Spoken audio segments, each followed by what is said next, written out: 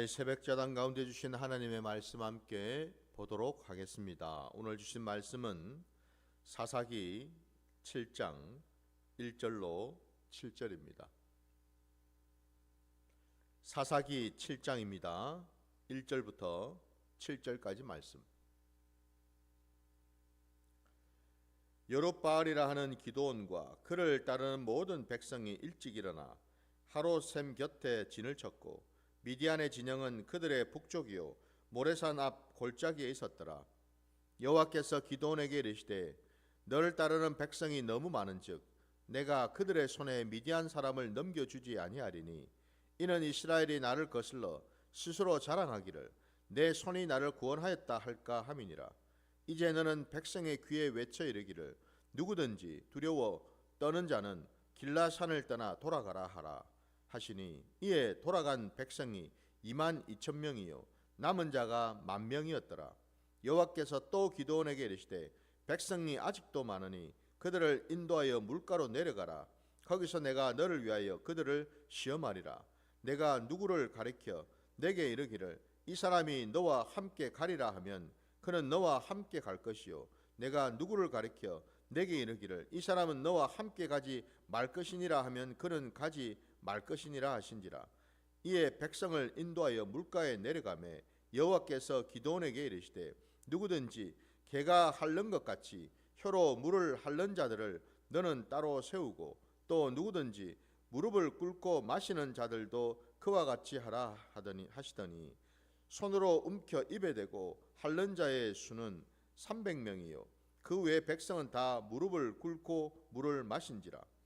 여호와께서 기드온에게 이르시되 내가 이 물을 핥아 먹은 300명으로 너희를 구원하며 미디안을 내 손에 넘겨주리니 남은 백성은 각각 자기의 처소로 돌아갈 것이니라 하시니.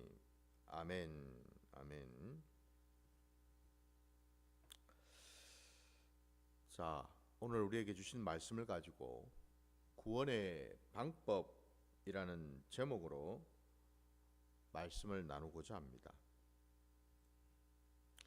오늘 우리가 함께 읽은 이 본문에 이제 곧 여호와의 전쟁이 이제 치러지겠죠. 미디안 족속, 그 많은 모래알같이 많은 그 족속들, 그들을 대항해서 전쟁을 이제 치러야 되는데 오늘 우리가 읽은 이 본문 말씀에 보면은 기드온을 따르는 자들이 제법 많아요. 그 수를 보니까 아까 여러분 3절 말씀을 보시면은 여호와 하나님께서 그 수가 많다고 하시면서 두려워서 전쟁에 참여하기가 힘든 자들, 떠는 자들은 떠나라고 말씀하셨을 때에 거기에 떠난 자가 2만 2천 명이요 남은 자가 1만 명이라고 되어 있잖아요. 그러면 합해보면 되잖아요. 3만 2천 명이죠, 그죠? 3만 2천 명이 되는 이스라엘 백성들이 모였는데 전쟁을 하기 위해서 방금 읽은 말씀처럼 그 가운데 2만 2천 명이 떠나고 1만 명이 남았어요.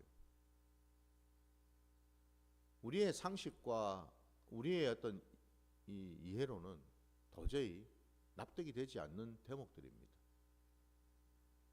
전쟁을 치르려면은 그야말로 병사의 수가 많든지 아니면은 전쟁을 치르기 위한 무기가 아주 탁월하든지 아니면은 전략과 전술이 미리 잘 짜여져 가지고 적들을 충분히 교란하거나 적들을 이길 만한 어떤 그런 지혜가 있든지 뭐 어쨌든지 이런 거든 저런 거든 전쟁을 하기 위해서는 만반의 준비 태세가 잘 갖추어져야 되는데 오늘 우리가 읽은 이 본문을 보면 그것과는 전혀 상관이 없음을 보게 됩니다.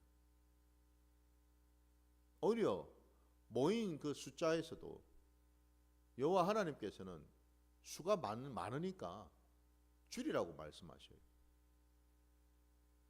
그러니까 당연히 아까 우리가 읽은 말씀에도 2만 2천 명이 가버렸습니다. 목숨을 부지하기 위해서 떠나버렸어요. 그럼 여러분 한번 생각해 보세요. 3만 2천 명에서 2만 2천 명이 떠나고 이제 1만 명이 지금 남았는데, 물론 그 1만 명은 나름 그죠? 의지가 불타고 그죠? 예. 왜? 떠나라는 기회를 주셨는데도 안 떠나고 남았으니까 나름 그래도 내가 끝까지 남아서 전쟁에서 내가 목숨을 내가 버릴지언정 전쟁에 참여하겠다라고 나름 의지를 불태워서 아마 남은 자들일 텐데, 그럼에도 불구하고 2만 2천 명이 떠나고 1만 명이 남았으면은 여러분 어떻습니까? 그건 한 3분의 2 가까이가 지금 가버렸잖아요.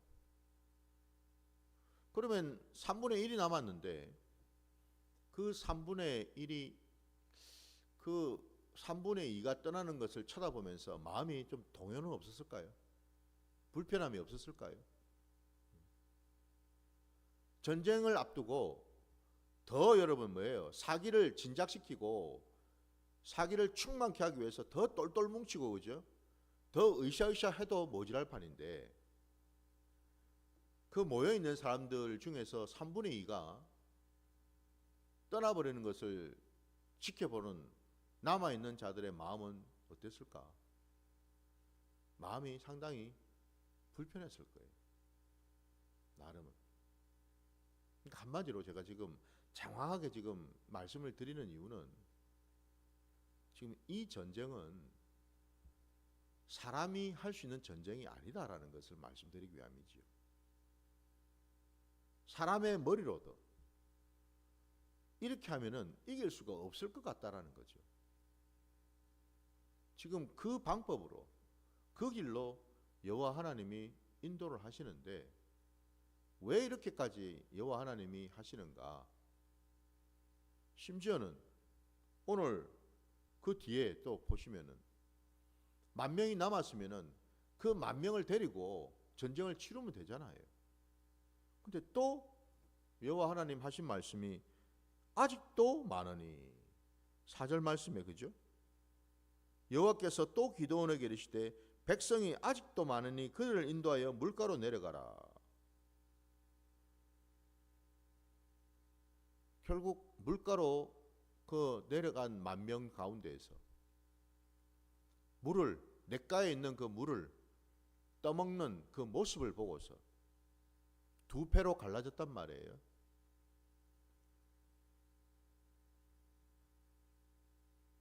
(6절) 말씀해 보면은 그 물을 손으로 움켜 입에 대고 핥는 자의 수가 300명이요 그 외의 백성은 다 무릎을 꿇고 물을 마신지라 라고 되어 있습니다.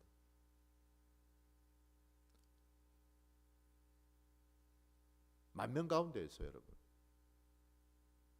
9,700명, 대다수잖아요, 그죠? 9,700명은 다 무릎을 꿇고 물을 마셨고요. 특이하게 300명, 그 300명만 손으로 움켜서 입에 대고 핥는 이런 모습, 마치 무슨 개와 같이 특이한 어떤 그런 모습으로 물을 마시는 이 300명을 오히려 하나님은 남겨두셨어요. 1만 명 중에서 절대 다수인 9,700명은 또 보내버리시고, 어쩌면은 지금 여러분 이 9,700명 보셔요. 다 무릎을 꿇고 물을 마셨다고 되어 있잖아요, 그죠? 남아있는 그 1만 명 중에서 그나마도 제대로 좀 전쟁에 참여할 수 있을 만한 어떤 그런 사람들이 사실은 이 9,700명의 모습이잖아요. 왜? 이들의 모습이 물을 마실 때에 어떻습니까? 태도가 무릎을 꿇고 앉아가지고 물을 마셨다고 되어 있어요. 이 말인즉슨 대적이 지금 눈앞에 있잖아요. 물을 마셔야 돼요. 그러면 평상시 같으면 아무렇게나 마시면 되지만은 전쟁을 앞두고 있는 상황에서 적들이 지금 쳐다보고 있는 상황에서 물을 마시려고 하면 어떻게 됩니까? 당연히 경계하는 모습을 가져야 되잖아요. 그죠? 물을 먹되 적들의 동태를 살펴가면서 물을 마셔야 될 거 아니에요. 그럼 가장 좋은 모습이 방금 이 9,700명처럼 무릎을 꿇고 어느 정도는 뭐예요? 반쯤은 선 상태에서 허리는 펴고 주변의 동태를 보면서 물을 먹는 이런 모습을 보여야 될 거 아닙니까?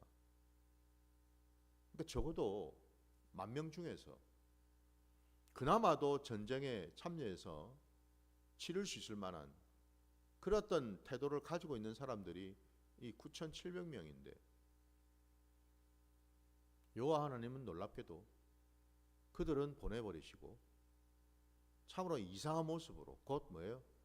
전쟁하고 상관없이 전쟁이 도통 도무지 뭔지도 모르는 이런 연약한 자들을 참 어떻게 보면 참 형편없는 그런 자들을 남겨두셨다라는 사실이에요. 그게 300명이었습니다. 그러니까 보통 우리가 일반적으로 기도원의 300용사 얘기하잖아요. 그죠? 솔직한 얘기로 여러분 뭔 300용사입니까? 용사는. 용사가 아니라 오늘 말씀을 보면은 거의 그냥 오합지졸이에요. 전쟁하고는 아무 상관이 없는 그런 자들이다 이 말입니다. 한마디로. 용사가 아니죠. 하나님은 이런 자들을 데리고서 전쟁을 치르려고 하셨다라는 사실. 우리의 상식, 우리의 이성으로는 절대로 이해할 수 없는, 용납할 수 없는 그 일을 지금 여호와 하나님께서 하고 계시는데 왜 이렇게까지 하실까? 전쟁을 앞두고서. 그 이유가 아까 우리가 읽었던 본문 2절에 정확하게 답이 나오죠. 2절을 다시 보시면은 여호와께서 기드온에게 이르시되 너를 따르는 백성이 너무 많은즉 내가 그들의 손에 미디안 사람을 넘겨주지 아니하리니 이는 이스라엘이 나를 거슬러 스스로 자랑하기를 내 손이 나를 구원하였다 할까 함이니라 라고 되어 있습니다. 많은 수로 전쟁터에 나가서 이기면은 겉으로 보기에는 여호와 하나님이 앞장서시고 여호와 하나님께서 승리케 하신 것처럼 생각할지 몰라도 그래서 끝나고 나서 립서비스로 아유 이 모든 것들 다 여호와 하나님이 도와주셨기 때문입니다. 여호와 하나님의 은혜입니다. 라는 립서비스는 할 수 있을지 몰라도 그 중심에 그 마음에 무슨 생각이 자리 잡겠습니까? 우리가 이겼다. 우리의 의지로 우리의 능력으로 우리의 의로 이 전쟁에서 우리가 승리했다. 일이라도 마음속에 내 의, 내 열심, 내 수고, 내 헌신, 내 희생 때문에 일이 되었다. 전쟁에서 이겼다. 라는 말을 그들이 반드시 할 것이라는 것을 여호와 하나님은 아셨다라는 거예요. 그래서 여러분 우리 기독교 신앙은 결코 행위 구원이 될 수가 없다라는 겁니다. 근데 많은 사람들이 아직도 오해를 하고 있어요. 마치 우리 기독교 신앙을 윤리 도덕인 것처럼 사랑해야지, 원수를 사랑해야지, 연약하고 부족한 자들을 섬겨야지, 부모를 공경해야지 등등 뭐 이런 어떤 말들 말입니다, 여러분. 듣기에는 참 좋은 말이죠. 많은 사람들이 안 되는 거를 해볼 거라고 발버둥을 칩니다. 원수도 열심히 사랑해 보려고 남편을 열심히 섬겨 보려고 이해해 보려고 애를 씁니다. 아내를 열심히 섬기고 이해해 보려고 애를 씁니다. 성도들 간에도 열심히 내가 저 집사님을, 저 권사 장로님을 내가 품고 섬겨야지, 내가 낮아져야지 열심히 몸부림치면서 애를 씁니다. 여러분, 그게 바로 행위 구원이잖아요.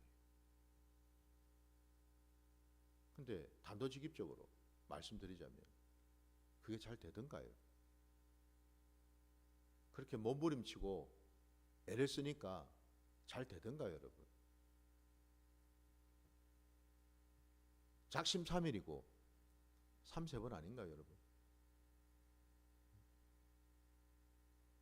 내 마음 깊은 곳에 아직도 저 사람에 대한, 남편에 대한, 아내에 대한, 성도들에 대한, 사람들에 대한 원망이, 미움이, 시기 질투가, 교만이 남아있는데, 상처가 아직도 고스란히 남아있는데 그게 잘 되던가요, 여러분?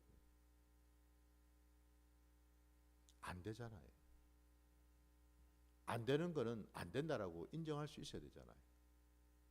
근데 많은 사람들이 그거 인정하는 순간 마치 내 신앙이 무너질 것처럼, 내 믿음이 없어지는 것처럼 두려워합니다. 이게 다 여러분 율법주의 신앙이, 이게 다 구약의 신앙이라고 여러분. 많은 사람들이 신약시대에 살고 있으면서도 여전히 구약적인 사고방식에 젖어서 살고 있습니다. 심지어는 강대상에서조차도 그렇게 현혹을 시키고 있어요. 미혹을 시키고 있어요, 여러분. 이렇게 하라, 저렇게 하라. 안 하면은 굉장히 여러분 죄인이 된 것처럼. 회개를 하지 말라라는 얘기가 아니죠. 해야죠. 당연히 해야죠. 왜? 우리는 아직 성화의 과정 중에 있으니까. 회개를 하지 말라고 하는 그 자체가 이미 이단이잖아요. 그거는. 회개해야죠. 근데 또 한편으로는 그 반대편에 끊임없이 죄의식을 갖게 만들고, 끊임없이 죄책감을 갖게 만들고, 왜 저 사람은 되는데 나는 못할까? 저 사람은 기도를 더 많이 했나? 더 신앙의 연수가 더 많나? 저 사람은 몇 대째 지금 신앙생활을 하니까 당대 신앙을 하는 나하고는 수준이 다른 건가? 끊임없이 서로 간에 경쟁을 하고 눈치를 보면서 살아가죠. 이걸 놀랍게도 오늘날 교회 안에서도 가르치고 있더란 말이에요. 이게 바로 여러분 너무나 큰 죄지요. 신약시대에 이미 주님은 오셨는데, 주님이 오셔서 우리가 할 수 없는 구원을 이루셨는데, 그러면 우리가 할 일은 뭐예요, 여러분? 내가 주님을 붙들고 주님 안에 들어가서 주님을 통해서 내가 할 수 없는 것들을 하실 수 있도록 나를 내어드리는 역할이죠. 우리 요한복음 15장 말씀처럼 여러분, 주님이 참 포도나무가 되시고 우리는 그 포도나무에 붙은 가지라면은 가지가 해야 될 일이 뭘까요, 여러분? 열매를 맺는 겁니까? 가지를 맺는, 그 가지가 할 일이? 언뜻 그렇게 착각을 합니다. 왜? 포도송이가 가지에 달려 있으니까. 그러니까 당연히 가지인 내 입장에서는 나한테 이 포도송이가 주렁주렁 달려야 되는데, 저 가지는 포도송이가 많이 달리는데, 실한 포도송이가 달리는데 왜 나는 열매가 없지? 비교하고 정죄하고 판단하고 부끄럽고 교만을 부리고 이러고 살고 있는 거예요.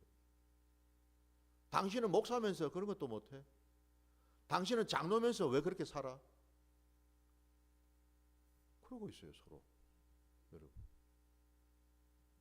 그게 신앙입니까? 그건 기독교 신앙이 아닙니다, 여러분. 우리가 착각해서는 안 됩니다. 가지가 할 일은요, 딱 하나뿐이에요. 열매 맺는 게 아니고 나무에 붙어 있는 거죠. 곧 뭐예요? 예수 그리스도 안에 들어가는 거죠. 그래서 나무를 통해서 주님이 주시는 것을 통해서 열매가 맺히도록 나를 내어드리는 거죠. 나를 통해서 주님이 일하시도록, 나를 통해서 주님이 영광 받으시도록, 나를 통해서 주님이 역사하시도록 나를 내어드리는 것이 가지의 일이지. 놀랍게도 여러분, 말씀을 좀 안다고 하는 사람들조차도, 무슨 영성을 한다고 하는 사람들조차도 놀랍게도 아직도 구약의 신앙에 매여서 가지는 마땅히 열매를 맺어야 돼 이러고 있어요. 신앙을 몰라도 너무 모르는 모습이죠. 그게 오늘날 기독교 우리 교회의 현실 아닌가요? 온갖 경쟁 속에 눈치 보면서 그 일을 하고 살더라는 거예요. 오늘 본문을 보십시오, 여러분. 여호와 하나님께서 구약의 말씀인데도 너무나 정확하게 지금 그 원리를 말씀하고 계셔요. 구원은 너희가 하는 게 아니라는 거예요. 너희 수로 하는 게 아니야. 너희 머리로 하는 거 아니야. 너희들 실력으로 하는 거 아니야. 잘 봐. 구원은 내가 하는 거야. 너희하고는 아무 상관이 없어. 내가 이루는 거야. 내가 전쟁을 치르고 내가 이끄는 거야. 너희들은 내 말을 들으면 돼. 그거를 지금 보여주고 계시지 않습니까, 여러분? 정확하게 오늘 이 말씀이요, 교회에도 동일하게 주셨거든요. 말씀 한번 우리 찾아보겠습니다. 우리 고린도전서 1장으로 한번 가볼까요? 신약의 고린도전서입니다. 고린도전서 1장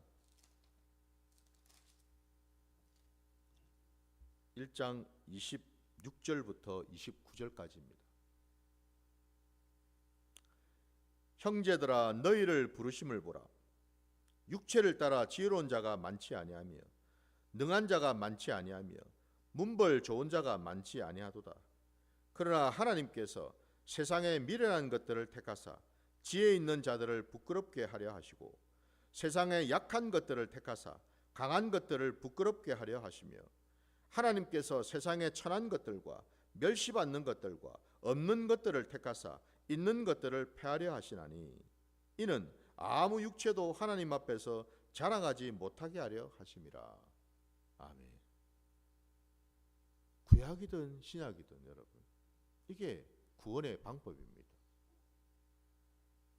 이게 구원의 원리라고요. 사람은 사람을 절대로 구원할 수가 없잖아요. 자기를 구원할 수가 없습니다. 아무리 재주가 뛰어나고 아무리 지혜롭다 하더라도 아무리 능력이 있어도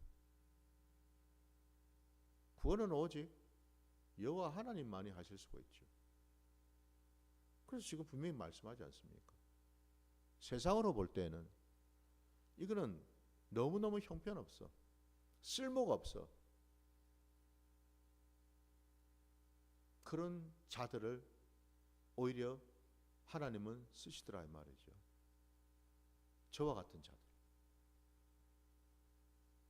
어느 구석 자랑할 것도 없고 내놓을 것도 없고 참으로 쓸모없고 형편없어 보이는 저와 같은 자들. 놀랍게도 하나님은 저와 같은 자들을 목사로 세우셔서 사람들에게 말씀을 증거케 하시더라는 겁니다.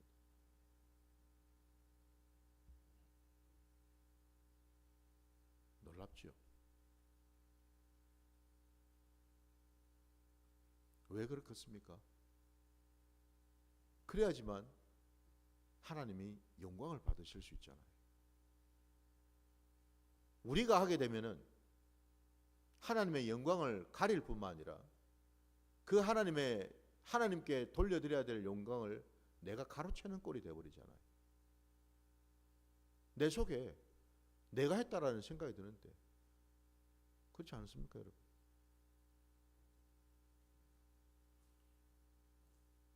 여러분, 이 사실을 알아야죠. 말씀을 전하는 자가 여러분이 보실 때는 참 부족해요. 내가 저 사람보다 더 잘할 것 같은데, 저 사람보다 내가 지식이 더 많은 것 같은데, 더 말씀도 조리 있게 더 잘 전할 것 같은데, 아닙니다, 여러분. 하나님은 당신보다도 연약한 자를 목사로 세우셨어요. 왜요? 그래야지 하나님이 영광을 받으시니까. 그럼 이 사실을 알아야죠. 아까 말씀을 하셨잖아요. 왜 하나님이 똑똑한 자들이 아니고 지혜로운 자들이 아니라 오히려 그 지혜롭고 똑똑한 자들이 손가락질하고 무시하고 교만을 부릴 만한 그런 자들을 들어 쓰실까요? 그 똑똑하고 지혜로운 자들, 교만을 부리는 자들을 부끄럽게 하시려고. 그걸 알아야죠. 그럼 입을 다물어야죠.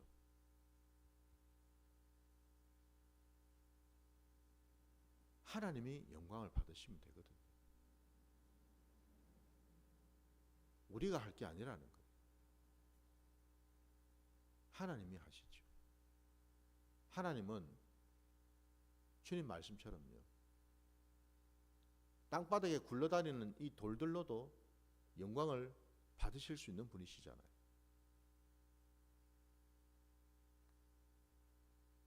그런 분을 우리도 경배하고 영광을 올려드려야죠.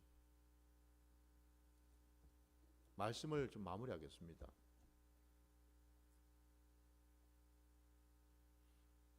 우리가 잘 아는 대로 여러분, 성막을 보게 되면은 성물들 하나하나가 있는데 그 성막에 여러분 쓰이는 성물들, 번제단도 그렇고 여러분 쓰이는 제목들이 다 어떤 제목이에요? 조각목들이죠, 그죠? 조각목입니다. 좋은 나무가 아니에요. 어찌 보면 참 쓸모없고 형편없는 나무들입니다. 놀랍게도 여호와 하나님은 그것을 가지고 성물을 만들라 하셔요. 거기에다가 우리 하나님은 놋을 입히게 하시죠, 그죠? 금으로 입히게 하시죠, 그죠? 다 뭘 말하겠습니까? 하나님의 은혜로 덮으신다라는 뜻이잖아요. 형편없는 인생인데, 보잘것없는 인생인데, 쓸모없는 인생인데 하나님의 은혜가 덮이면 하나님의 귀한 성물이 되더라 이 말입니다. 그게 우리라는 겁니다. 우리의 존재는요, 우리의 정체성은 나로부터 나오는 게 아니더라는 거죠. 하나님이 은혜로 덮어주시면 비로소 나는 존귀한 자가 될 수 있고 비로소 나는 쓸모 있는 자로 쓰임을 받게 되더라는 거죠. 그러면 답은 나왔죠. 어느 손에 붙들릴 것인가? 내 인생이 누구에게 붙들릴 것인가? 오직 주님이시죠. 여호와 하나님, 그분이 내 인생을 붙들어 주시고 내 인생을 운행하실 때에 비로소 나는 세상이 감당할 수 없는 존귀한 자가 되는 줄 믿습니다. 내 정체성은 내가 결정하는 게 아니에요. 내가 이렇다 저렇다 얘기할 게 아니다 이 말입니다. 모든 결정은 주님께 있음을 믿으시고 오늘 이 하루도 나는 오직 주님께 속해 있고 주님께 나를 올려드리시는 복된 하루가 되시기를 주의 이름으로 축원합니다. 오늘 말씀 여기까지 드리고 주님 가르치신 기도로 예배를 마치겠습니다. 하늘에 계신 우리 아버지여, 이름이 거룩히 여김을 받으시오며 나라가 임하시오며 뜻이 하늘에서 이루어진 것 같이 땅에서도 이루어지이다. 오늘 우리에게 일용할 양식을 주시옵고 우리가 우리에게 죄 지은 자를 사하여 준 것 같이 우리 죄를 사하여 주시옵고 우리를 시험에 들게 하지 마시옵고 다만 악에서 구하시옵소서. 나라와 권세와 영광이 아버지께 영원히 있사옵나이다. 아멘.